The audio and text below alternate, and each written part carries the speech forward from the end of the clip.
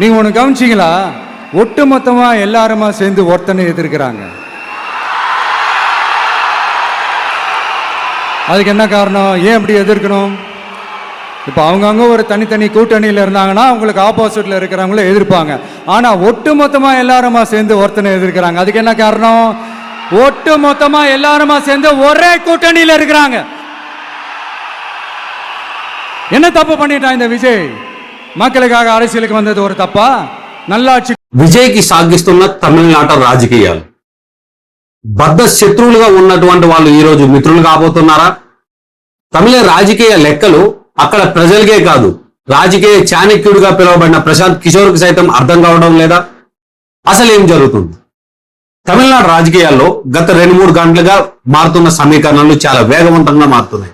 So ఈ రాజకీయాల్లో ఉన్నటువంటివి ఏంటంటే, బద్ద శత్రువులుగా ఉన్నటువంటి 2 పార్టీలు ఈ రోజు కూటమి కట్టబోతున్నాయి. ఈ కూటమి కట్టడానికి కాంగ్రెస్ ముఖ్య కారణంగా కనిపిస్తావు.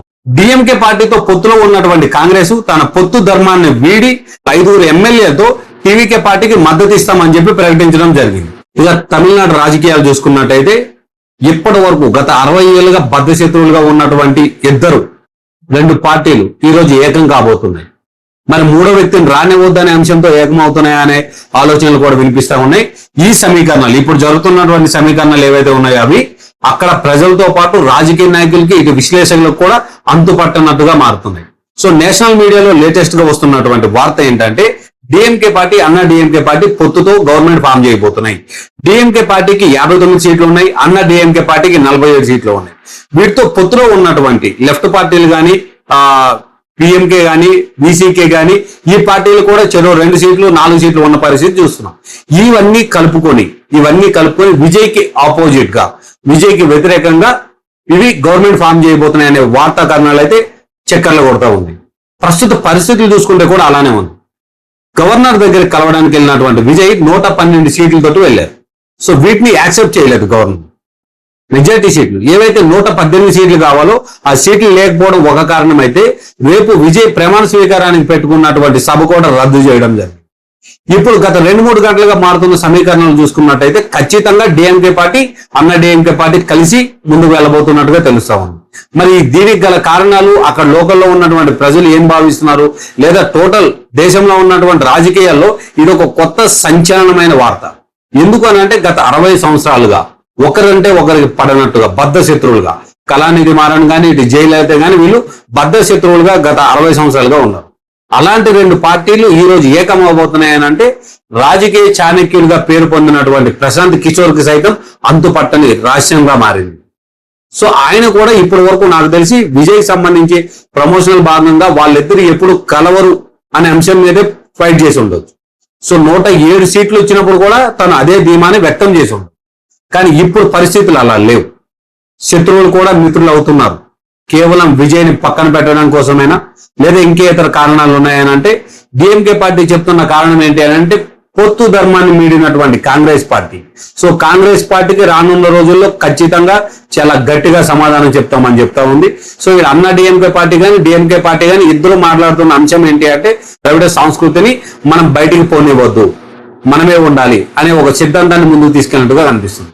నిన్నటి వరకు అన్నా డిఎంకే పార్టీ నుంచి 10 మంది ఎమ్మెల్యేలు జంప్ అయిపోయి టీవీకే పార్టీకి సపోర్ట్ చేస్తున్నారని చెప్పి కొన్ని వార్తలు చక్కర్లు కొట్టినప్పటికీ, నిన్న అత్యవసర సమావేశం ఉంది అని చెప్పి అన్నా డిఎంకే పార్టీ ప్రకటించడం జరిగింది. అనంతరం ఆ సమావేశాన్ని కూడా రద్దు చేశారు.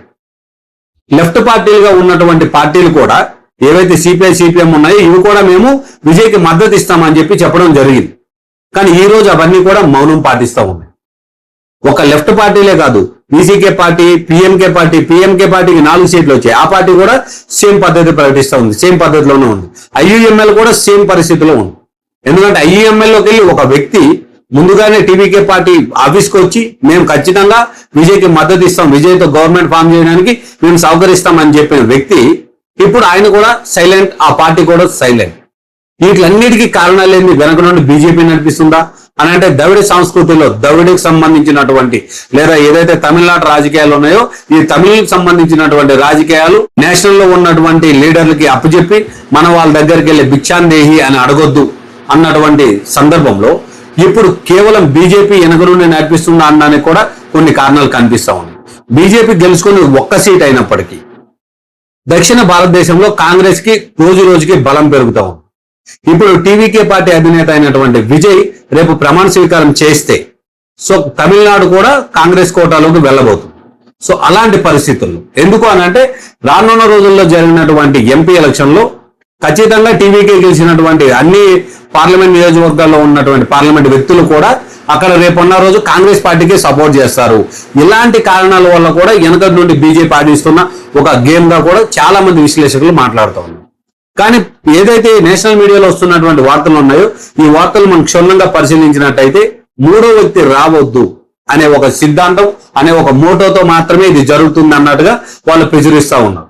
కానీ నిజమేంటి అనేది రేపు మాత్రమే తెలవనుంది. కానీ ఇప్పుడు జరుగుతున్నటువంటి సమీకరణాలు లేదా ఇప్పుడు జరుగుతున్నటువంటి పరిస్థితులు చూసుకున్నట్టయితే ఖచ్చితంగా విజయ్కి పెద్ద షాకే తగలనుందని మనం చెప్పాలి. మరి ఈ విజయ్ ఈ రాజకీయ చాణక్యం నుంచి ఈ రాజకీయ సర్కిల్ నుంచి ఎలా బయటపడబోతున్నాడు? సీఎం గానే బయటపడతాడా లేదా ప్రతిపక్ష నేతగా మిగిలిపోతాడా? ఏం జరగబోతుందనే అంశం అయితే చాలా ఉత్కంఠభరితంగా ఉంది. కానీ ఇప్పుడున్న పరిస్థితుల్లో ఇప్పుడు ఏదైతే తమిళనాడు రాజకీయాలు చూస్తున్నామో ఈ రాజకీయాల్లో కొందరు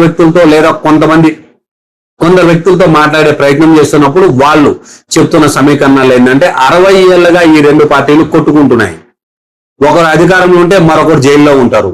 ఒక పార్టీ అధికారంలోకి వస్తే పైన స్థాయి నుంచి కింద బంటోసు స్థాయి వరకు మొత్తం ఆ పార్టీకి సంబంధించినటువంటి నేతలు లేదా ఆ పార్టీకి సంబంధించినటువంటి వాళ్ళు మాత్రమే ఉంటారు. అలాంటి తరుణంలో ఈ రెండు పార్టీలు కలుస్తాయి అనేది చాలా గమనార్హం. ఖచ్చితంగా కలవనే అంశాలు కొంతమంది చెప్తున్నప్పటికీ మరికొంతమంది ఖచ్చితంగా విజయ్కి రానివ్వద్దు లేదా వేరే ఒకరికి ఈ స్థానాన్ని మనం కల్పించొద్దు, అయితే నువ్వు ఉండాలి లేదా నేను ఉండాలి అనే సమీకరణాలు DMK party Anna DMK party మధ్యలో జరుగుతున్నట్టుగాను పొత్తులు ఆల్మోస్ట్ ఖరారైనట్టుగా కొన్ని వార్తా కథనాలు అయితే వెలువడుతూ ఉన్నాయి. మరి ఆల్రెడీ విజయ్ కి గవర్నర్ తన ఏదైతే 112 మంది సీట్లతో గవర్నమెంట్ ఫామ్ చేస్తానని గవర్నర్ కలవడం జరిగిందో దాన్ని అయితే రిజెక్ట్ చేశారు. మరి ఇప్పుడున్న పరిస్థితుల్లో తమిళనాడు రాజకీయాలు చాలా హీట్ ఎక్కాయనే చెప్పాలి. ఇవి సెకండ్ కి మారుతున్నాయి, సెకండ్ కి ఉత్కంఠభరితంగా మారుతూ ఉన్నాయి. సో హంగ్ ఏర్పడితే విజయ్ కీ రోల్ అవుతాడు అని అనుకున్న అంశం నుంచి ఈరోజు విజయ్ పార్టీని ఎస్టాబ్లిష్ చేస్తూ అధికార పీఠం దక్కించుకోబోతున్నాడు అనే లాస్ట్ మినిట్ లో ఇలాంటి వార్తలు రావడం అటు విజయ్ అభిమానులకు కానీ టీవీకే పార్టీ కార్యకర్తలు కానీ అసలు అది ముందుకు పడిన విషయంగా మారింది. సో ఇలాంటి తరుణంలో రానున్న సెకండ్లో లేదా రానున్న గంటల్లో ఏం జరగబోతుంది, ఎవరు పార్టీ అధిష్టానంలో కూర్చోబెట్టి పార్టీని నడపబోతున్నారు అనేది చాలా ఉత్కంఠభరితంగా మారింది. మీరేమనుకుంటున్నారు? DMK party Anna DMK party కలిసి పోటీ చేస్తాయనుకుంటున్నారా?